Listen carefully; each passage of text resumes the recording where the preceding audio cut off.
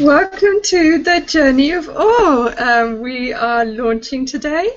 Thank you so much for coming on to our program. I'm Princess Fierce. I'm from the UK, and I've got my co-host with me, Isolde Kellerman, coming in live from America. Thank you, Isolde, for joining the Journey of Awe launch. Well, thank you for creating this passion together. I mean, that I'm so excited because we've been talking about this for 6 months, and today's the day. We're here.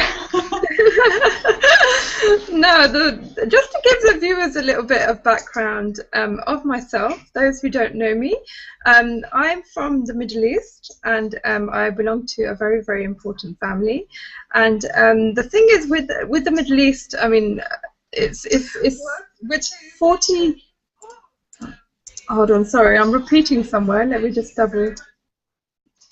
make sure that I am not repeating. I don't know where I'm repeating, but there we are. Got it. So basically, guys, what it is, I'm from the Middle East, and the way that the Middle East works when it comes to women, the revolution in the Western countries have happened over the 30, 40 years, but in the Middle East it's still quite back, we're still quite behind. And women are classed as second-class citizens there. And the way that the honor of men is measured is how well they cover up their women. In their eyes, they're actually protecting, but as women, we don't really have a right in discussion or right of what to wear or how to speak or in decision making or anything like that. So 23 years of my life has been in oppression. I mean, living in four walls. I mean, don't get me wrong, I had a beautiful upbringing when it comes to wealth. A lot of people crave for that type of living, you know, with big home and maids running around you and everything like that. But the only problem was that I felt very, very like in a prison, because freedom of choice wasn't there. I mean, I wasn't allowed to choose what to wear or even who to marry. I mean, my marriage was even set to someone that wasn't of my choice. So I'm just giving you this background because our topic for the launch of Journey of Awe is how to handle depression and anxiety.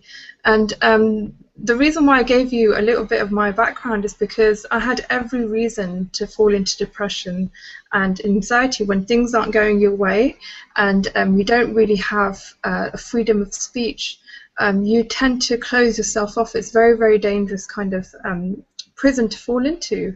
And the way that I have conquered that, I wanted to come together with Isolde and actually share our experience and what I did to overcome that, and for it to be my experience to become a contribution. So that's my background. I will go into a little bit more detail on future shows about what I went through, but if I can pass it over to Isolde so she can actually give her introduction to the audience as well. So Isolde, there you go.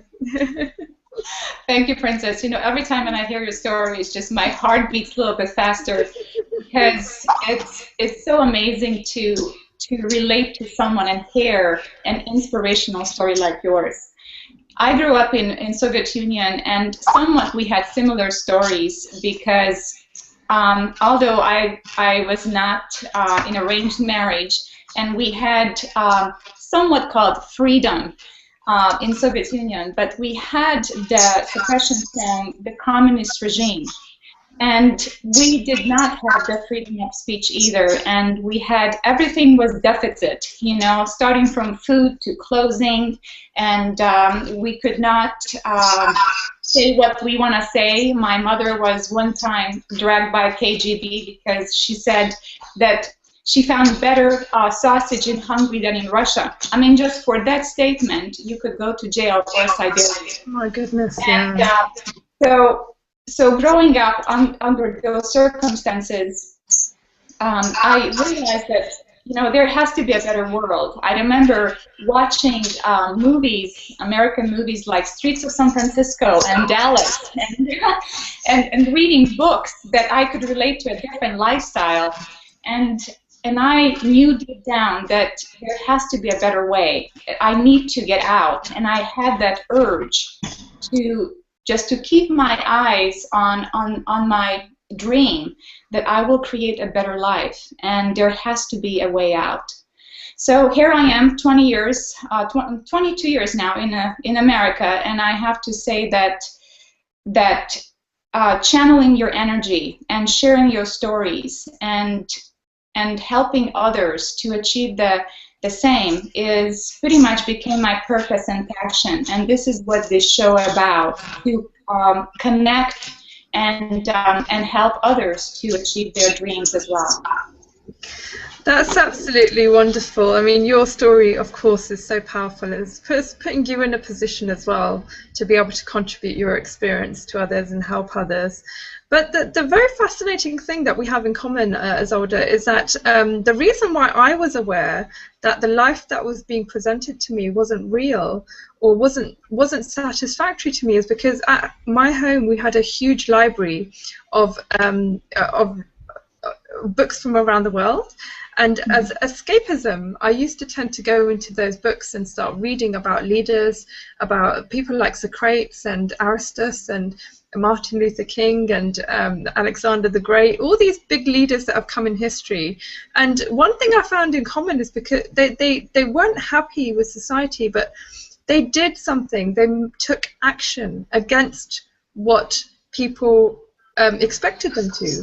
And it came out with consequences. So this type of idea always embedded in me, you know, this passion kind of grew that for me to make a change, I had to give up something to start something new. So in my case, it was actually giving up my family and giving up relations because they weren't encouraging you know, what I wanted to do, and walking on the path of freedom.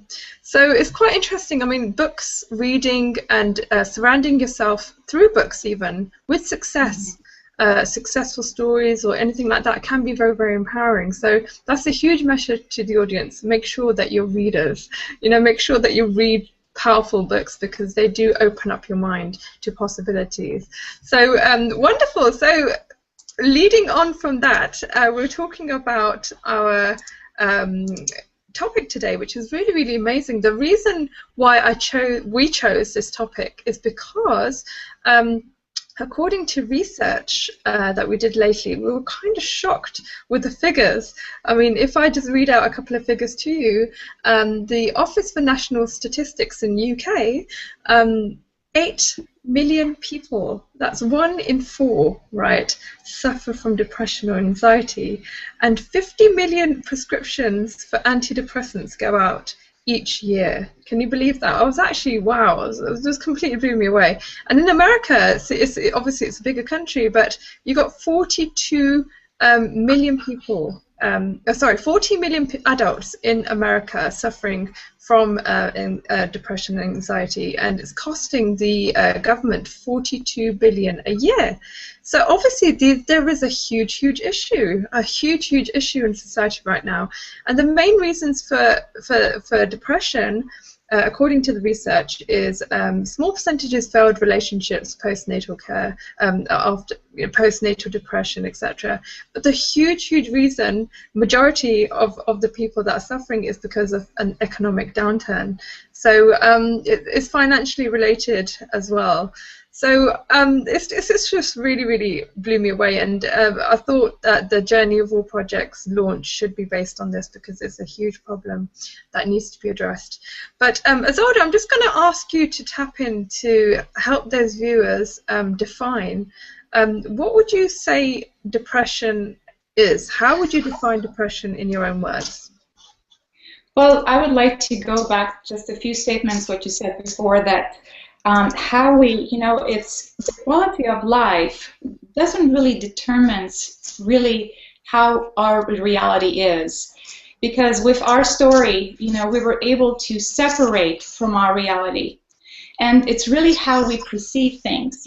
And depression is really a distorted view on life. We have a distorted perception because many times perception and reality can be very two different things. And what I would like to say is that perception is it's really like a filter. When you look at the human brain and the body, it's like a camera. You have an outside impulse coming in, and the information is picked up by a lens, which is your perception.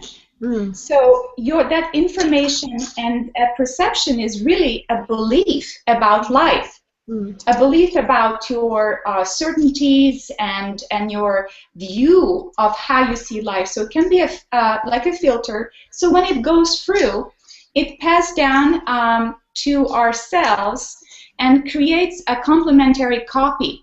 Now this copy, because it's going through a filter, it's already giving an information that is it a growth or a retardation, which is a positive or negative charge going to be to the body. So from this place, yesterday I mentioned a little bit that every thought that we produce creates a chemical that is passed down to the body. Now this chemical creates an emotion, and then when this emotion persists in the body, it creates a mood. And guess what happens? We're going to start producing thoughts matching to this mood. So it creates a cycle. And when you cannot break out of this cycle, it becomes a temperament. And after temperament, it becomes a personality. So we kind of have to catch ourselves, like, what is our perception is really matching that truth to the reality. Because many times we are perceiving things differently than things the way they are. And being in that fight and flight mode, we cannot really see our potentials and possibilities. So first we need to get out of this state.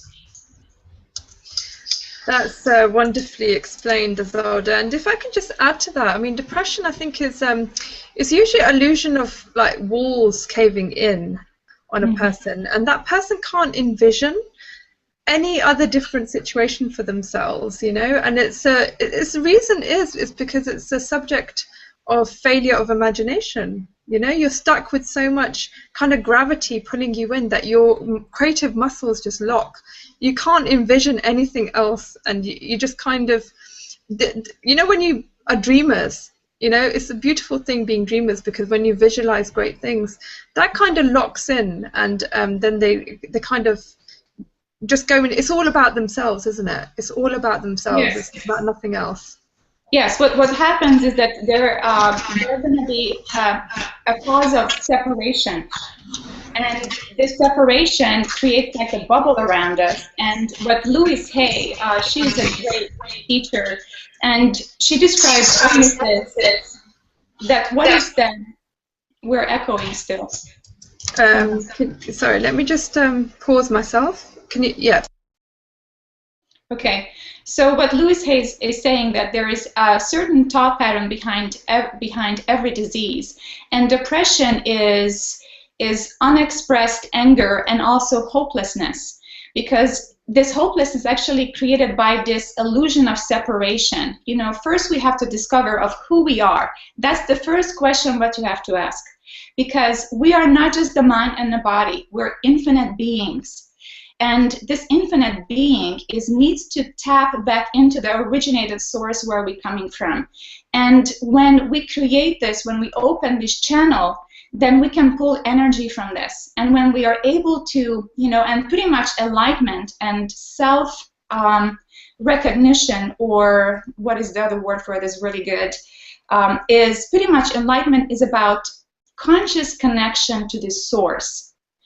And because I heard this statement before a long time ago, and it didn't really resonate with me at the time, but we are not humans having spiritual experience. We're spiritual beings having a human experience. And, and that is huge. That gives a very different perspective. You see, when you change the perspective of who you are, it opens a new paradigm. A new possibility. What are you capable of, or what is possible for you?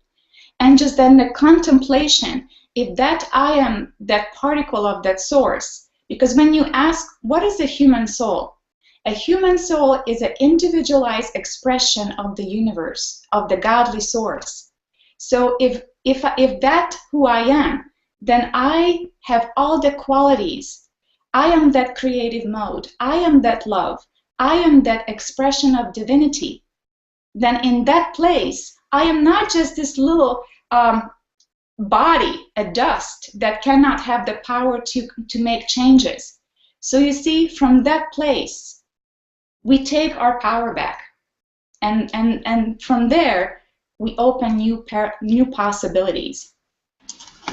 That's wonderfully explained, Isolde. And I have a very, very interesting question here.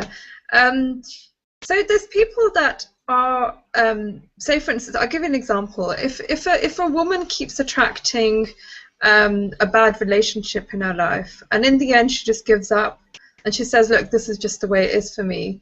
First of all, why is she attracting the same type of people in her life? And secondly, how can she be aware that there is something going on in her subconscious that's doing this? I mean, could you elaborate on that? I know we spoke about this in our own personal discussion, and you said some great things about it. So if you can just kind of elaborate on that, just the fact that people don't even know that they are leading themselves, they are the cause of depression themselves. So yes. If you can just kind of just elaborate on that a little bit, please. Sure.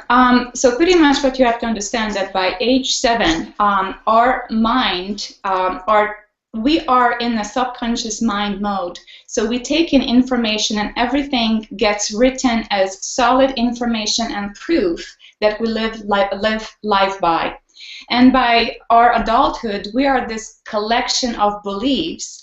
And what you have to understand about our universe and our experience is that everything is self-reinforced. So you have a file in your subconscious that says, that describe a certain relationship that you've seen as a child. And it was reinforced in your experience, like by your father or by your uncle, or by you seeing a movie that really resonated and felt true. So actually that is your subconscious programming. So, and our subconscious programming is like a little puzzle pieces with other co-creators in the universe. So for example, if someone that can play out your story will match this puzzle piece perfectly. And what's going to happen is that you're going to attract men that are matching to this storyline. And yes, simply they're just going to play out your story. So always remember that anything, enlightenment and understanding and how universe works, it comes from taking responsibility for everything that happens in your life. Anything that, good experience, bad experience, relationships, money story, anything is our story. And people who come into our life are simply willing players that play out the story. And number 1 is awareness. Recognize these patterns. When it happened more than 2 or 3 times, and I can talk from my personal experience too. My first relationship was I met my husband in Europe, and then we got divorced, and interestingly, he matched the same database as my father. Yes. And then, in a different continent, I meet another man that is exactly the same information and the same database playing out my story again. And after a while, I'm thinking, wait a minute, who is the common denominator here? 2 continents, 2 different men. Me.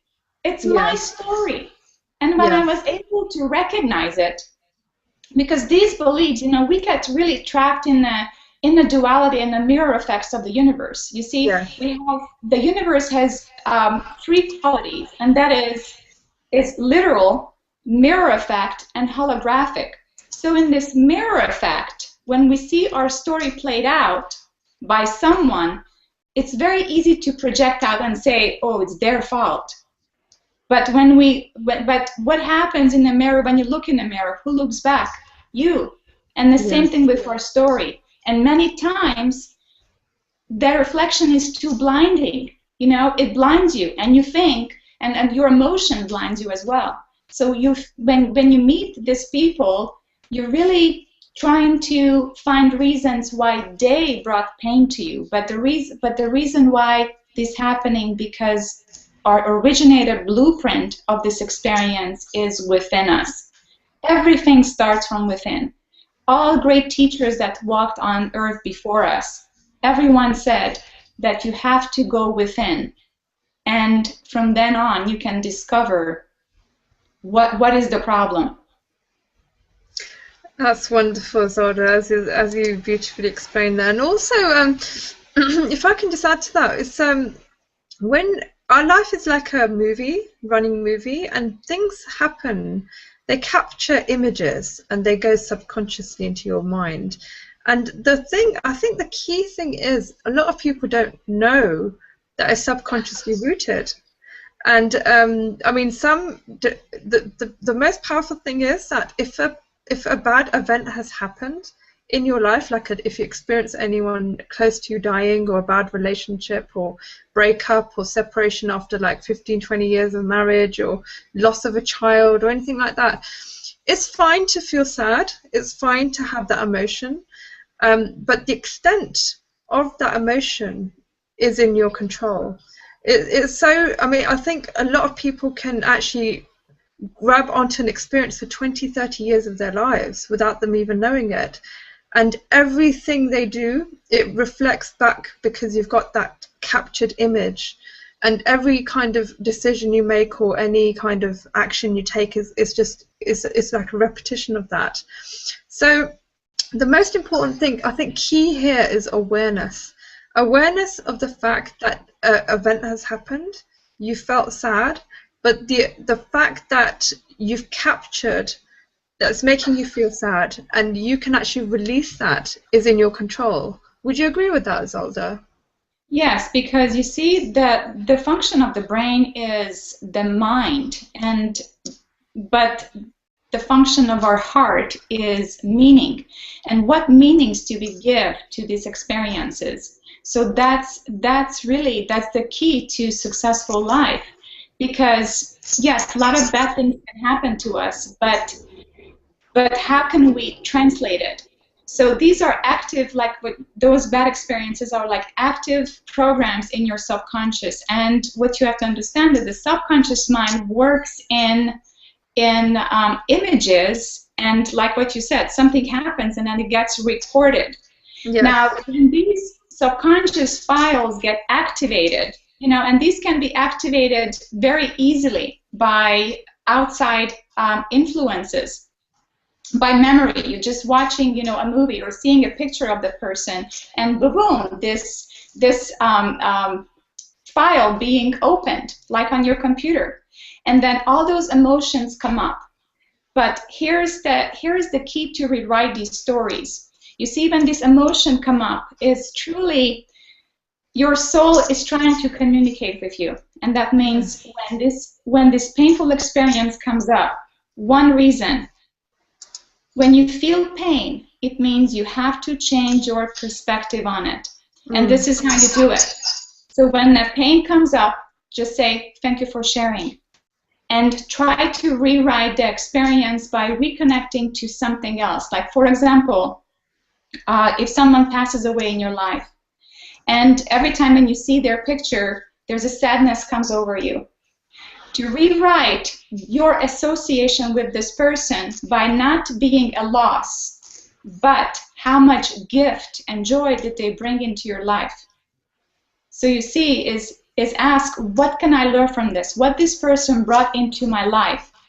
And from that way, when you remember the gifts, the joy, your association gonna be rewritten over the loss. So that's how we can rewrite subconscious programming. You cannot delete them. You can only reassociate it to a different meaning. And it has to come from your heart. You cannot analyze it. It's not about analyzing. It's about reassociating with something else that has a different meaning, a different feeling. I think, yeah, 100% right. And also, you need to detach yourself. Practice to be the third person within yourself.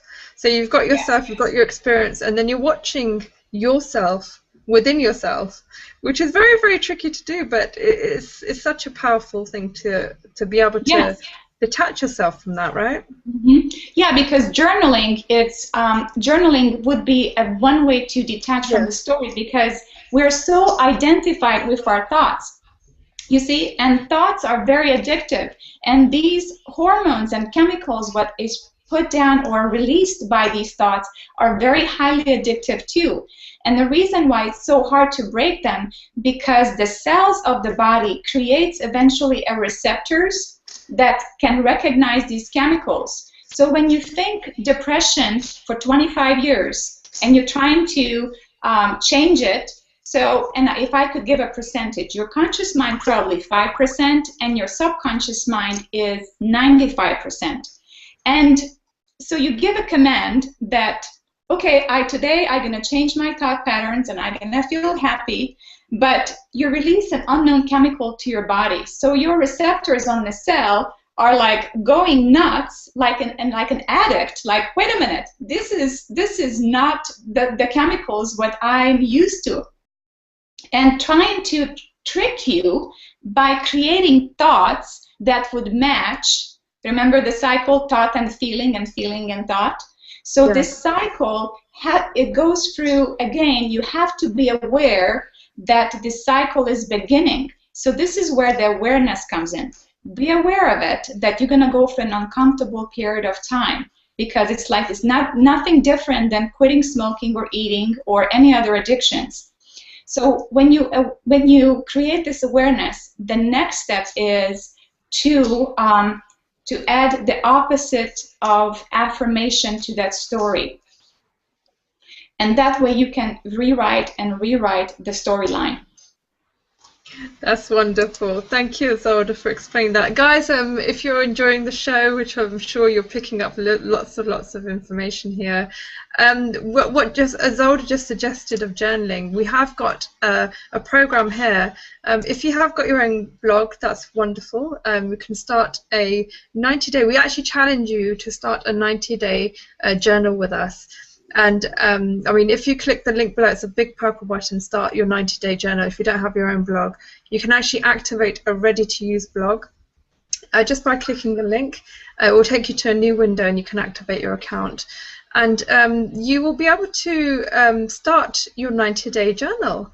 Start writing from today. You know, you can start your blog about what you learned about on the show, what depression is, what your state is at the moment. You know, start recognizing, start being aware that there is some type of suffering going on, if there is. And we've got a huge community here to share your blog and read your blogs. And one thing that's actually been mentioned to deal with any type of depression or anxiety is two things. First of all, you should start contributing. You know, do things for others, because there's a part in your brain that doesn't know if it's receiving or giving. Contribution or doing things for others is a huge relief of depression. And another thing is to start a new hobby. So if you could, we encourage you to start writing, or maybe start shooting videos or something like that, and turn that experience that you're feeling to into a hobby where you can start writing about it and sharing it and contributing it to others at the same time as well. So there's two options that we've given you as tools to be able to deal with depression. And also, guys, you can actually opt in to our mailing list, and Isolde has put together a wonderful meditation to help you with depression and anxiety and dealing with that. So Isolde, what do you think about these two things I've mentioned about contribution and changing, doing something as a hobby?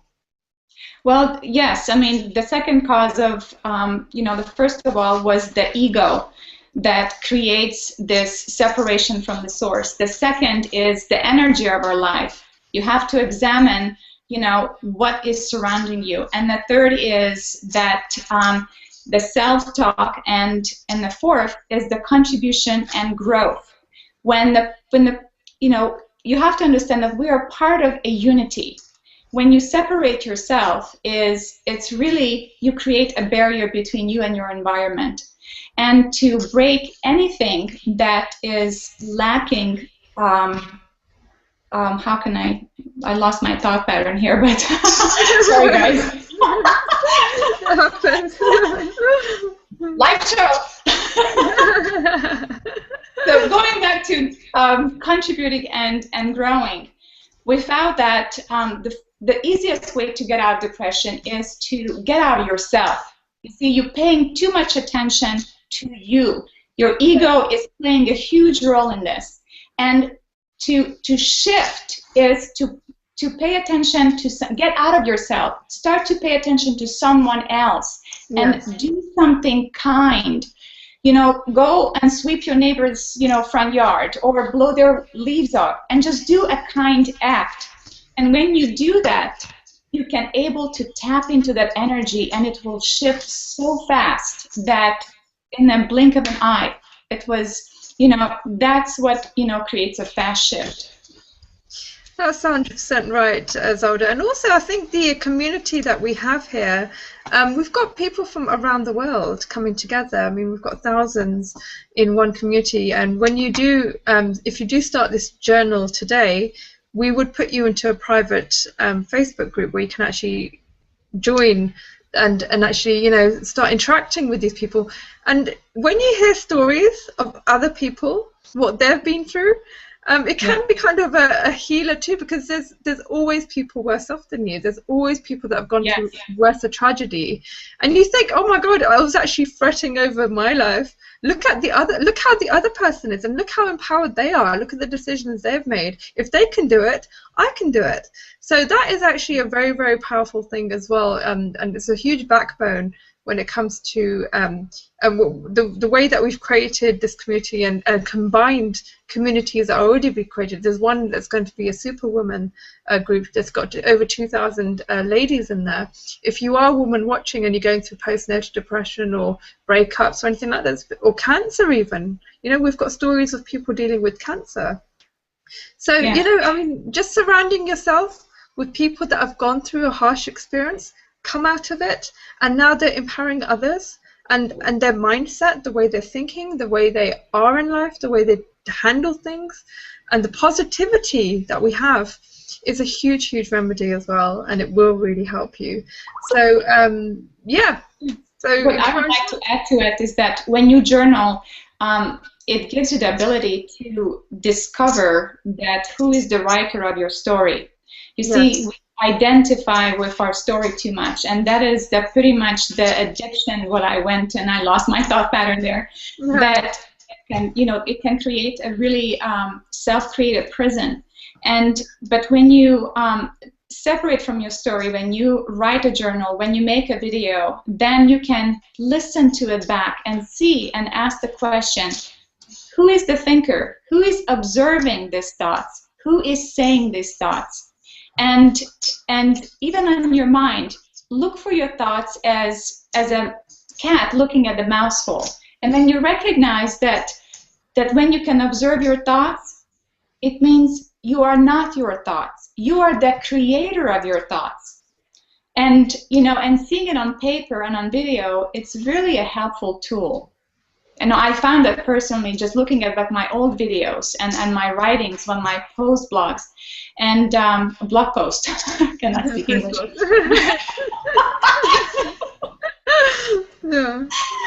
That the growth is amazing. Even the way I speak, my body posture. And I see in your videos too, Princess. Just from the beginning, it's like caterpillar becoming a butterfly. It's a transformational process, and just simply separating from your story, then you can become the hero of your story.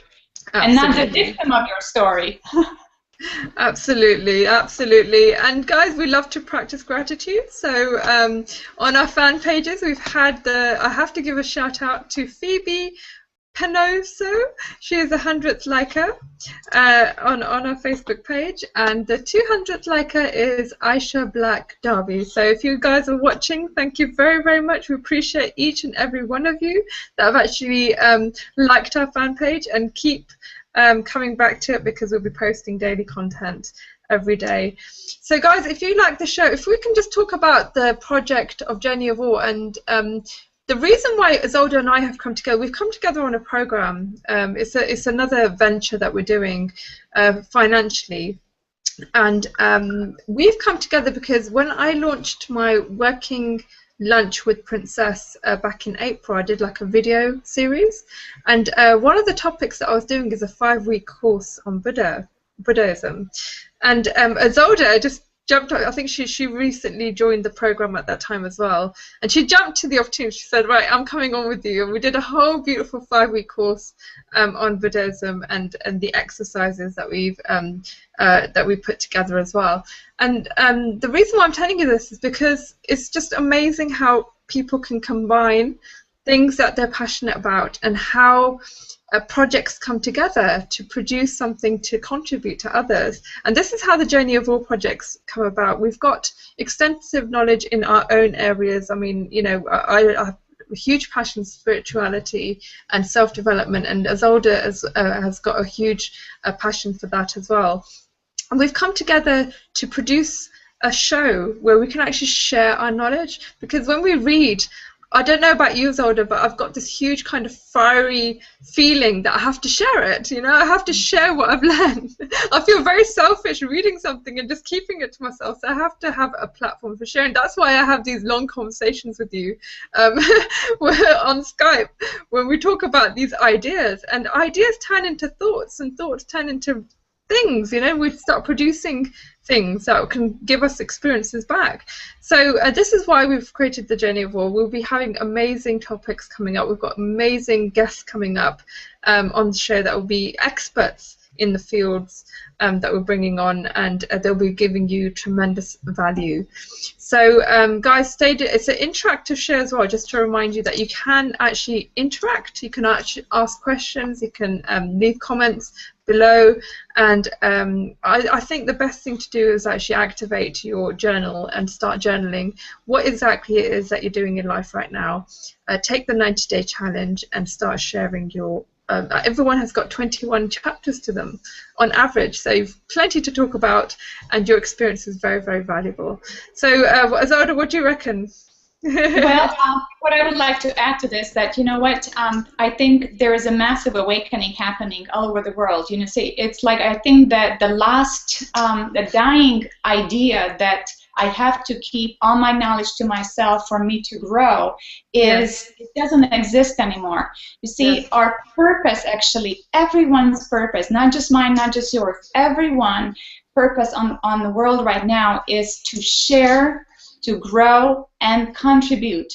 And you know, the reason why you have that urge when you read something and you want to get on Facebook and share, because that is your DNA programming. That is the awakening process, that we are realizing that we are part of this unity. We're part of oneness, and the way we can grow as a unity, like the cells in the body. We have 50 trillion cells in the body, but they all work in unity. And we are the same way. Humans are the same way in the universe. We have to understand that when we uplift each other, when we empower each other, that's when we become stronger, because that energy is rising together, and together that is much stronger than just individually. So an Empower Network was pretty much the catalyst for us to create this new program. And I just want to go back that I'm not sure if you've done David Wood's hypnosis on discovering your purpose. When I did that, when I watched that video and I went through the hypnosis, I literally started bawling. I was crying, because at one moment when he asked, okay, now you're going to feel your purpose, I felt everybody's pain in 1 minute, because that hunger for knowledge, that hunger, that how do we get out of this mess, you know, the confusion, the hopelessness. And the next minute I felt the joy when I felt like I'm calling to share this knowledge. So it was an amazing experience, because because that was the time where I started to make my videos, and I questioned many times, and even today I have to override my ego, the mini-me, that who am I to do a difference? And the true self comes out, like, who are you not to share? Yes, exactly. Because even if we can just influence one person, we made a difference. We created a ripple effect. Because, like, joining Empower Network, we didn't know where it's going to take us, but it was a catalyst. It was a platform. It was a new way of seeing possibilities. And sharing our knowledge is simply a contribution, because I read 3 or 4 books a week, and my mind is just going like crazy. and actually I learn faster by watching interviews and watching shows, and I never waste a minute. But that hunger to grow and share is your calling, is our calling. That's the new era of oneness. That's wonderful. There you go. So wonderfully explained by Zolda. And guys, that's what we're here for. So and also, when you there's a formula that we've learnt. It's an amazing formula. The day I learned it improved my life so much.